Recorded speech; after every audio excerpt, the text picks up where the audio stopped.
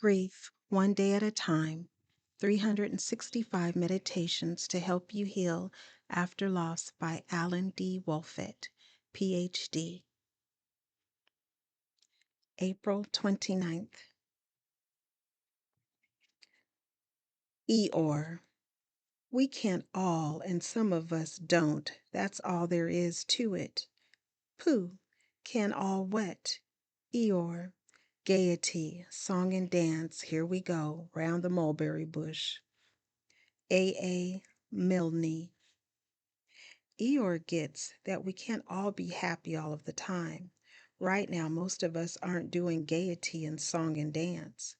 We're experiencing anodinia, which is a fancy term for finding no pleasure in things we used to enjoy. Unlike Eeyore, though, we try to hold on to hope for gaiety and song and dance in our futures. Have you ever known someone who always seems unhappy, like Eeyore?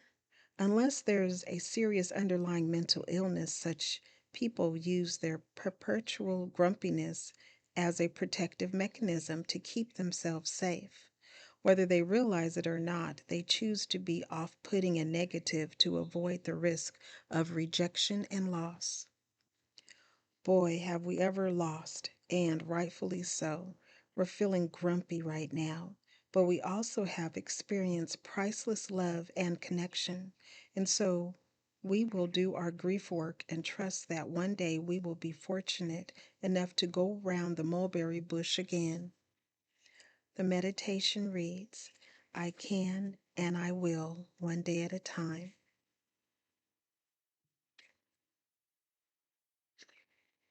April 30th. Whatever you are physically, male or female, strong or weak, ill or healthy, all those things matter less than what your heart contains. If you have the soul of a warrior, you are a warrior. All those other things, they are the glass that contains the lamp, but you are the light inside. Cassandra Clare. I often say that grief is most of all a spiritual journey. It is our souls wrestling with the temporary and the transitory nature of human life here on earth. Our souls are the immortal lights inside us. The remainder of the facts of our existence are simply the container for our souls. Our bodies and our careers and our belongings are simply the glass that contains the lamp that is our soul. The thing is, our love for the person who died lives in our soul. The death seems to threaten to extinguish the light of our souls. Our grief is deeply and profoundly painful. But what happens when we consider that our souls may be immortal, including the soul of the person who died, and that love does not end? How do things change when we weigh the possibility that our human existence here on earth is only the temporary container for our souls?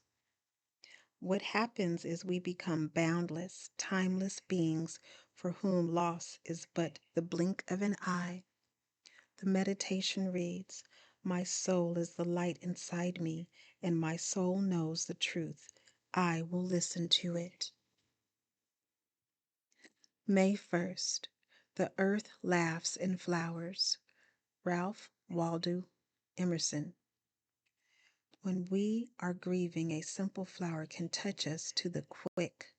One whiff of its fragrance can transport us. We may be swept back to memories of gardens, hospitals, celebrations, or funerals. When spring flowers emerge, let us remember that though their tender beauty is fleeting, the tenderness they so easily find in our hearts is eternal. It is our love, and even when the blossoms prick us with pain, we will know that it is the pain born of love. We will know to have gratitude for their loveliness. The meditation reads, When flowers touch my emotions, whether sad, happy, or bittersweet, I will take a moment to feel those feelings and have gratitude for the love beneath them.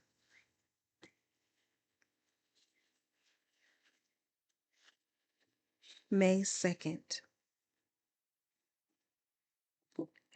There are colors in the sky. There are beautiful colors and more colors.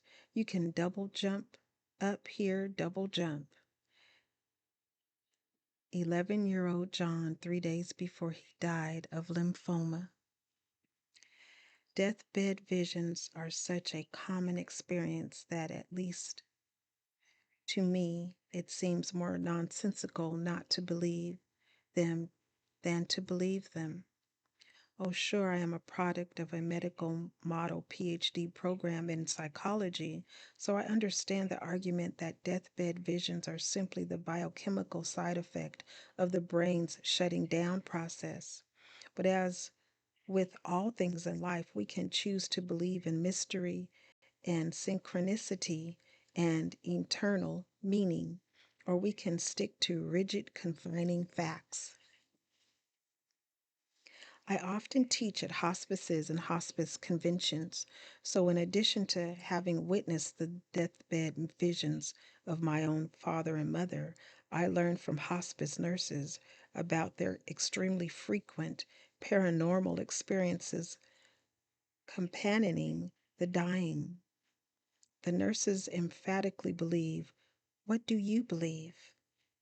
The meditation reads, I can choose to believe that there is or may be something beautiful beyond death. May 3rd. The worst lies are the lies we tell ourselves. We live in denial of what we do, even what we think. We do this because we're afraid. Richard Bach. Denial is one of the most misunderstood aspects of the grief journey. Temporarily, denial, like shock and numbness, is a great gift. It helps us survive the early days and weeks after the death of someone loved. As we begin to confront the reality of the death and embrace the pain in doses, though, our denial should begin to break down. And when that happens, we often feel even worse for some period of time. That's hard to take, but avoiding or stuffing our true thoughts and feelings is even more terrible because it inevitably leads to stagnation, depression, anxiety, addictive behaviors, and other life smothering symptoms. If we're afraid to feel, we can end up feeling worse. So let's all do the denial dance. Deny, confront, deny, confront. I sometimes call it evade encounter. This healthy back and forth doses us with reality, then gives us a much needed break. The meditation reads, I can deny, set aside, and postpone now and then as long as I'm encountering in between. I'll put my dancing shoes on. May 4th. A world's favorite season is the spring. All things seem possible in May. Edwin Way Teal. Hope and renewal burst into bloom in May. Where I live in Colorado, May seems sunshine and green grass, birds singing and flowers blooming. It's just a little easier to be hopeful in May. Sometimes, though, our grief in May seem incongruent. Inside, we're of necessity dark and dreary, while outside, the world is a riot of color and joy. Especially early in our grief, there may be cause for skipping, maybe holding up indoors, closing the blinds, and sitting in the darkness of our despair. Mostly, though, May invites us to understand that things can and will get better. Everything is possible. Hope springs eternal. It comes frocked in flowers and sunshine. The meditation reads, all things are possible, including healing and future joy. May 5th. Your shoes will make you happy today. A fortune cookie. I don't know about you, but whenever I crack open a fortune cookie, I can't help but feel a frisson of anticipation. What will it say? Will it reveal something amazing about my future? I'm not a particularly superstitious person, but I do have a thing for fortune cookies. One day I unfurled the fortune above and chuckled. I looked askance at my brown loafers. They didn't exactly fill me with joy or wonder. But then I realized in this fortune, my shoes are just a metaphor for all the little things in my life that I take for granted every day. And if I stop and consider them with the gratitude they deserve, I can essentially manufacture happiness. I try to remember this fortune on days when my grief is pulling me under.